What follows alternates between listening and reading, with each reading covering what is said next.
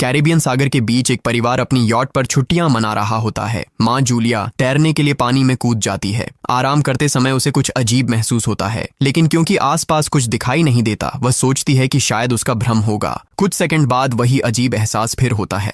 इस बार भी कुछ नजर नहीं आता, लेकिन अब वह घबरा जाती है और यॉट की तरफ तैरना शुरू करती है। तभी अचानक कोई उसकी टांग खींचने लगता है और वह मदद के लिए जोर जोर से चिल्लाने लगती है। उसकी बेटी कैसी हेडफोन लगाकर म्यूजिक सुन रही होती है, इसलिए उसे कुछ सुनाई नहीं देता। पति टॉम और बेटा बेन मछली पकड़ने में व्यस्त होते हैं। जूलिया पानी के ऊपर टिकने की कोशिश करती है, लेकिन मुंह में पानी जाने की वजह से चिल्लाना मुश्किल हो जाता है। थोड़ी देर बाद टॉम को एहसास होता है कि काफी देर से उसने जूलिया को नहीं देखा। वह यॉट पर उसे ढूंढता है और फिर अपनी पत्नी को खतरे में देख लेता है। वह बच्चों को बुलाता है, यॉट को उस तरफ ले जाता है और पानी में कूद जाता है। जल्दी से जूलिया तक पहुंचकर उसे संभालता है और यॉट की ओर तैरता है। बच्चे दोनों को ऊपर खींच लेते हैं। परिवार जूलिया को संभालता है, लेकिन जूलिया खुद को समझाती है कि शायद लहरों की वजह से ऐसा हुआ होगा। रात को सब मिलकर बेन का जन्मदिन मनाते हैं। कैसी को उसके बॉयफ्रेंड का कॉल आता है, तो वह लैपटॉप लेकर बाहर चली जाती है। वीडियो कॉल में उसका बॉयफ्रेंड दिखाता है कि शहर के ऊपर बड़े बड़े काले बादल छा गए हैं। कॉल ग्लिच होकर फ्रीज हो जाती है।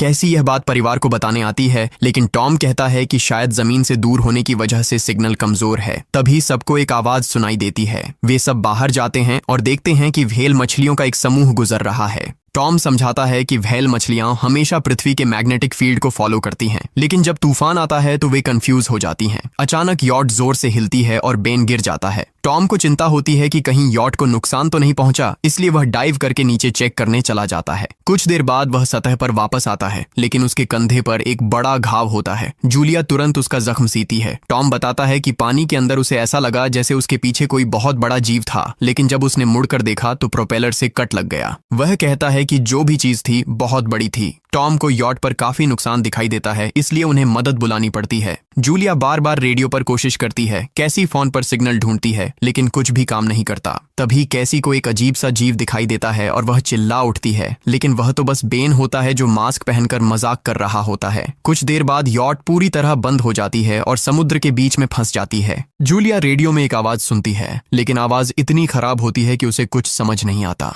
टॉम परिवार को बताता है कि उनके पास सिर्फ 4 दिन का खाना पानी बचा है और अब उन्हें किसी मछली पकड़ने वाली नाव का इंतजार करना होगा। अचानक रडार पर कुछ डिटेक्ट होता है और परिवार को एक अजीब सी आवाज सुनाई देती है। सब दौड़कर बाहर आते हैं और हैरानी से देखते हैं कि कई सारे उल्कापिंड जमीन पर गिर रहे हैं। जहां जहां उल्कापिंड गिरते हैं वहां बड़े धमाके होते हैं। एक उल्कापिंड पानी में उनके पास गिरता है तो टॉम तुरंत यॉट को चलाने की कोशिश करता है। इंजन मुश्किल से चलता है, लेकिन तभी एक और उल्कापिंड उस इलाके को हिट करता है। परिवार डर के मारे एक दूसरे को कसकर पकड़ लेता है। तभी टॉम को समझ आता है कि जो आग के गोले गिर रहे हैं वे उल्कापिंड नहीं बल्कि सैटेलाइट्स हैं। उसी वक्त बेन देखता है कि यॉट से धुआं निकल रहा है। टॉम चेक करता है और कंफर्म होता है कि इंजन खराब हो गया है। हवा तेज होने लगती है तो फैमिली यॉट के अंदर छुप जाती है, बिना ये नोटिस किए कि कंपास बहुत तेजी से घूम रहा है। यॉट जोर जोर से हिलने लगती है। बेन फिर से गिर जाता है और इस बार उसे चोट भी लग जाती है। लहरें तेजी से यॉट से टकरा रही होती हैं। टॉम स्ट्रगल करके बाहर जाता है और लाइफ जैकेट्स लेकर आता है। तभी पावर चली जाती है। टॉम तुरंत पावर बॉक्स का बटन प्रेस करता है और लाइट वापस आ जाती है। उस वक्त बेन नोटिस करता है कि जूलिया की नाक से खून बह रहा है। जूलिया को चक्कर आने लगते हैं, जबकि कैसी सिंक पर जाकर उल्टी कर देती है। टॉम रेडियो ट्राई करता रहता है पर सिग्नल नहीं मिलता। अचानक एक तेज हाई पिच्ड नॉइज आती है और हवा और भी स्ट्रांग हो जाती है। जूलिया दरवाजे बंद करने की कोशिश करती है, पर एक हैच खुल जाता है और हवा खिड़कियां तोड़ने लगती है। टॉम एक फ्लेयर जलाता है और थोड़ी देर बाद अंधेरा छा जाता है। अगली सुबह फैमिली शॉक में उठती है कि वो स्टॉर्म से बच गए हैं, लेकिन यॉट आधी तबाह हो गई होती है। जब वो बाहर आते हैं तो देखते हैं कि समुद्र का पानी गायब हो गया है और यॉट अब जमीन पर अटकी है। सब ये देखकर शॉक में आ जाते हैं। कैसी सिग्नल चेक करती है पर नेटवर्क बिल्कुल डाउन होता है। बेन 2 मरे हुए केकड़ों से खेलने लगता है। टॉम कंपास चेक करता है और देखता है कि वो उल्टा हो गया है। ये आखिरी बार 7 लाख साल पहले हुआ था। कैसी को लगता है कि उसका बॉयफ्रेंड मर गया होगा और वो टूट जाती है। जब जूलिया उसे समझाने आती है तो कैसी उसे दूर कर देती है और छुपने चली जाती है। जूलिया और टॉम बची हुई सप्लाईज देखते हैं। बेन अपने बर्थडे बलून्स एक पत्थर से बांध देता है ताकि शायद कोई बचा हुआ सर्वाइवर देख ले। टॉम फिर रेडियो ट्राई करता है और इस बार एक आदमी से कनेक्शन हो जाता है। उसका नाम नाव होता है और वो एक सबमरीन का कैप्टन होता है। उसकी सबमरीन भी लैंड पर अटक गई है। वो कंफर्म करता है कि मैग्नेटिक पोल्स रिवर्स हो गए हैं, इसलिए ओशन पीछे हट गया है और जमीन डूब गई है। वो कहता है कि उसने अभी तक और सर्वाइवर्स नहीं देखे और कम्युनिकेशन सिस्टम्स बिल्कुल डाउन हो गए हैं। वो मजीद ये भी कहता है कि पोल्स फिर रिवर्स होंगे और शायद एक हफ्ते में समुंदर वापस आ जाएगा।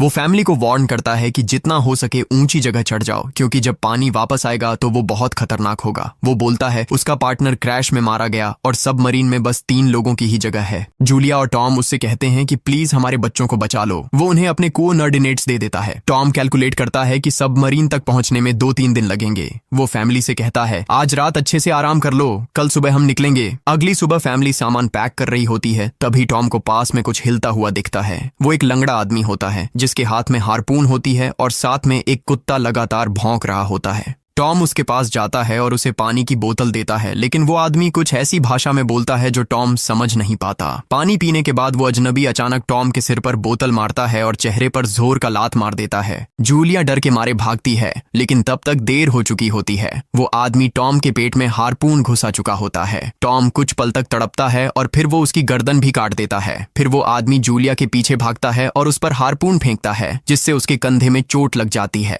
जूलिया दर्द सहते हुए यॉट के अंदर भागती है और बच्चों को बोलती है कि छुप जाओ। वो दरवाजा लॉक कर देती है। कैसी और बेन सोफे के अंदर घुस जाते हैं। जूलिया उन्हें फ्लेयर गन पकड़ाती है और खुद एक चाकू लेकर बाथरूम में छुप जाती है।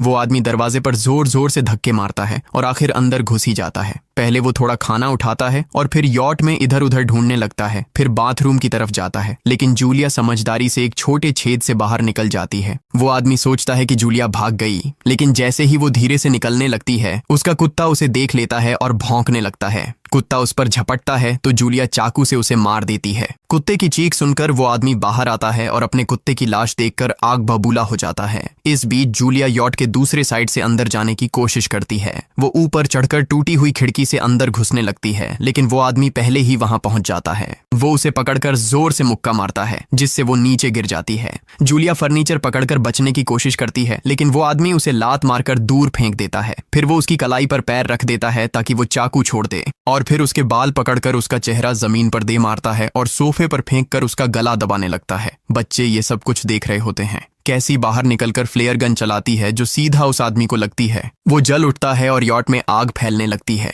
बच्चे तुरंत भाग जाते हैं, लेकिन जूलिया वापस आती है। वो उसे एक किक मारकर गिराती है, मैप और बैग उठाती है और वहां से भाग जाती है। बेन और कैसी अपने पापा के पास जाकर रोने लगते हैं। जूलिया भी उनके साथ बैठ जाती है और तीनों मिलकर आंसुओं के साथ टॉम को आखिरी अलविदा कहते हैं। तभी वो डरावना आदमी फिर यॉट से बाहर निकल आता है तो फैमिली फिर से भागने लगती है। कुछ ही देर में यॉट एक बड़े धमाके के साथ उड़ जाती है। थोड़ी दूर चलने के बाद वो लोग एक छोटे से झरने के पास रुकते हैं ताकि थोड़ा आराम कर सकें। कैसी सोचती है कि शायद वो पागल आदमी उनके पास गुब्बारे देखकर आया था। ये सुनकर बेन खुद को कसूरवार मानने लगता है। जूलिया उसे समझाती है कि इसमें उसकी कोई गलती नहीं थी और सबको आगे बढ़ने को कहती है, क्योंकि वो आदमी अभी भी उनके पीछे है। रास्ते में एक छोटे तालाब के पास बेन एक मरी हुई हैमरहेड शार्क देखकर हैरान रह जाता है। तभी जूलिया नोटिस करती है कि वो आदमी फिर उनके करीब पहुंचने वाला है। सब लोग दौड़ पड़ते हैं और एक रेत के टीले से नीचे गिर जाते हैं, जहां उन्हें जहरीला कचरा दिखाई देता है। फैमिली सावधानी से उसे पार करती है और लगता है कि उन्होंने उस आदमी से पीछा छुड़ा लिया है। चलते चलते उन्हें बड़े बड़े मरे हुए सी एनिमल्स और समुंदर के नीचे जमा हुआ सारा प्लास्टिक दिखने लगता है।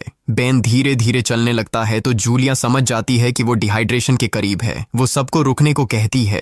जब वो पानी की बोतल देखती है तो उसे झटका लगता है। बोतल में पानी लगभग खत्म हो चुका होता है। कैसी को एहसास होता है कि शायद उसने बोतल ठीक से बंद नहीं की थी। जूलिया गुस्से में चिल्लाती है कि उसकी लापरवाही की वजह से पानी खत्म हो गया। कैसी जवाब देती है, क्या फर्क पड़ता है, वैसे भी हम बचने वाले नहीं हैं। दोनों के बीच लंबी बहस होती है, फिर भी फैमिली आगे चलती रहती है। कुछ देर बाद उन्हें एक क्रैश हुआ प्लेन मिलता है। अंदर कुछ हिलता डुलता देख सब डर जाते हैं, लेकिन वो सिर्फ कुछ पक्षी होते हैं। फैमिली तय करती है कि रात यहीं प्लेन के अंदर गुजारेंगे। वो थोड़ा सा स्नैक शेयर करते हैं और जूलिया को टॉम की जैकेट में एक फैमिली फोटो मिलती है, जिसे देखकर उसका दिल टूट जाता है। कैसी पूछती है, मॉम आप और डैड की लव स्टोरी क्या थी? जूलिया मुस्कुराकर बताती है, टॉम हॉस्पिटल में मेरा पेशेंट था। फिर एक दिन उसने फूल और एक प्यारी सी कविता देकर अपना प्यार जताया था। रात के बीच में कैसी प्लेन से बाहर जाती है। तभी वो डरावना आदमी उसे पीछे से पकड़ने की कोशिश करता है, लेकिन जूलिया अचानक पीछे से उस पर टूट पड़ती है और बार बार चाकू से वार करके उसे मार देती है। कैसी अपनी माँ को गले लगाकर शांत करती है। अगली सुबह उस आदमी की लाश पर कीड़े, गुंड पड़े होते हैं। फैमिली नोटिस करती है कि उसके शरीर पर कई काटने के निशान हैं, मतलब इस एरिया में कोई खतरनाक जीव छिपा हुआ है। जैसे ही वो लोग वहां से निकलते हैं, केकड़े उसके मुंह से बाहर निकल आते हैं। कुछ घंटों बाद जूलिया और कैसी मैप देख रही होती हैं, लेकिन बेन धीरे से आगे निकल जाता है। जूलिया चिल्लाती है, रुक जाओ, लेकिन बेन एक तालाब में झुककर पानी पीने लगता है। जूलिया तुरंत उसे खींचकर बाहर निकालती है और समझाती है कि अनजान पानी उसे बीमार कर सकता है। धूप बहुत तेज हो जाती है तो फैमिली अपने सिर कपड़ों से ढक लेती है। बेन को चक्कर आने लगते हैं। तभी उन्हें कुछ पुराने कुर्सियां मिलती हैं और जूलिया कैसी उनसे एक टेम्पररी शेल्टर बना लेती हैं। जूलिया बेन को इंजेक्शन लगाती है और तय करती है कि वो रात वहीं बिताएंगे। सुबह जूलिया एक अजीब सी आवाज सुनकर उठती है। बाहर जाकर देखती है तो क्रैब्स का एक बड़ा झुंड उनकी तरफ आ रहा होता है। वो तुरंत बच्चों को उठाती है और तीनों भागना शुरू कर देते हैं। भागते भागते उन्हें एक बड़ा कार्गो शिप दिखाई देता है। वहां 3 क्रू मेंबर्स जिंदा होते हैं। एक औरत उनकी मदद करना चाहती है, लेकिन बाकी 2 आदमी मना कर देते हैं और तीनों फैमिली को बाहर छोड़कर कंटेनर लॉक कर लेते हैं। क्रैब्स पास आ जाते हैं। जूलिया बच्चों को कंटेनर के ऊपर चढ़ाती है। खुद जब चढ़ने लगती है तो क्रैब्स उसके पैर को जोर से काट लेते हैं। बच्चे उसे खींचकर ऊपर चढ़ाते हैं, नहीं तो वो नीचे गिर जाती। कंटेनर के एक छेद से आधे क्रैब्स अंदर घुस जाते हैं। क्रू मेंबर्स फायरिंग शुरू करते हैं, लेकिन क्रैब्स उन पर हावी हो जाते हैं और दोनों को मार डालते हैं। आखिरी आदमी छत के होल तक पहुंचता है, लेकिन क्रैब्स उसे भी नीचे खींच लेते हैं और वो भी मर जाता है। जूलिया अपने जख्म पर पट्टी बांधती है और बेहोश हो जाती है। कुछ देर बाद जब वो उठती है तो खुद को रेत के तूफान के बीच अकेली पाती है। वो घबराकर बच्चों को ढूंढने लगती है। एक मरी हुई औरत का हथियार उठाती है और जोर जोर से चिल्लाती है। कैसी उसकी आवाज सुनकर लौट आती है और बताती है कि वो और बेन मदद ढूंढने गए थे, लेकिन कोई नहीं मिला। फिर दोनों बेन से मिलते हैं, जिसे एक खुला कंटेनर मिलता है जहां वो तूफान खत्म होने तक रुक सकते हैं। जूलिया टॉम का लाइटर निकालती है और अपने जख्म को जलाकर बंद करती है, जो बेहद दर्दनाक होता है। तूफान थमने के बाद उन्हें एक और कंटेनर मिलता है जिसमें बहुत सारी पानी की बोतलें होती हैं। बॉडीज चेक करते वक्त उन्हें एक रेडियो और एक गन भी मिलती है। जूलिया नाव से संपर्क करती है और बताती है कि मैप खो गया है। इस पर नाव बताता है कि उन पर आर्थ्रोपॉड्स ने हमला किया था, वो अब इसके जीव हैं, जो ऑक्सीजन की वजह से पूरी तरह पागल हो चुके हैं।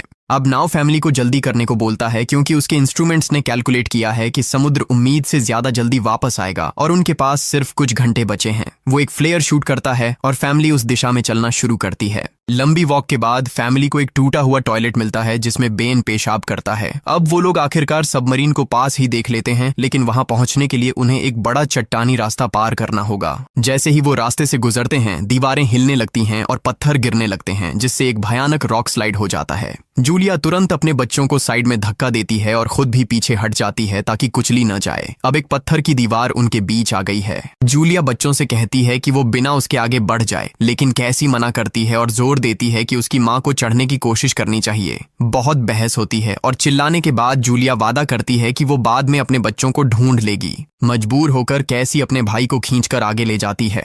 बच्चे चट्टानी रास्ता चढ़कर सबमरीन की तरफ भागते हैं, लेकिन वहां पहुंचकर देखते हैं कि नाव बाहर खून में लथपथ पड़ा है। वो समझाता है कि उसके लिए सब खत्म हो गया है और अब बच्चे सबमरीन ले सकते हैं। ये सोचकर कि एक एक्स्ट्रा जगह होगी, कैसी वापस अपनी माँ को ढूंढने भागती है। तभी जूलिया केकड़ों को आता देखती है और वो फायरिंग शुरू कर देती है। कुछ केकड़ों को वो मार देती है, लेकिन झुंड बहुत बड़ा होता है और सबसे लड़ना मुश्किल हो जाता है। उसी वक्त कैसी दीवार के ऊपर दिखाई देती है और हाथ आगे बढ़ाती है तो जूलिया अपने घायल पैर के बावजूद तेजी से चढ़ना शुरू करती है। कैसी की मदद से वो दूसरी तरफ पहुंच जाती है और दोनों साथ में सबमरीन की तरफ भागते हैं। बेन पहले से ही ऊपर खड़ा होता है और फायर खोल देता है ताकि केकड़े डिस्टर्ब रहें जब तक फैमिली ऊपर चढ़ जाए। केकड़े नाव के शरीर तक पहुंचते ही तुरंत उसे खाने लग जाते हैं। जूलिया गन उठाती है और फायरिंग जारी रखती है जब तक बच्चे अंदर चले जाएं। जब वो सुरक्षित हो जाते हैं, जूलिया समझती है कि गोलियां खत्म हो गई हैं, तो वो गन केकड़ों पर फेंक देती है और अपने बच्चों के साथ अंदर चली जाती है। फैमिली हैच को अच्छे से लॉक करती है और खिड़की से केकड़ों को सबमरीन के चारों तरफ देखती है। इसी वक्त समुद्र वापस आ जाता है तो तीनों तुरंत अपनी सीटों पर बैठकर बेल्ट पहन लेते हैं और एक दूसरे का हाथ पकड़ लेते हैं।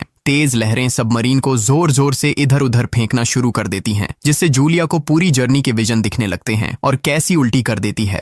जल्दी ही वो हाई पिच आवाज वापस आती है और फैमिली बेहोश हो जाती है। कुछ देर बाद जूलिया और बच्चे होश में आते हैं और खुद को जिंदा देखकर खुश होते हैं। वो हैच अनलॉक करके बाहर निकलते हैं और देखते हैं कि लहरों ने सबमरीन को एक तबाह शहर में गिरा दिया है। यानी अब जिंदा रहने और नया जीवन शुरू करने की उम्मीद है। और यहीं पर फिल्म खत्म होती है। चैनल को सब्सक्राइब करना न भूलें और बेल आइकन जरूर दबाएं ताकि आपको ऐसे ही मजेदार वीडियो मिलते रहें। देखने के लिए धन्यवाद।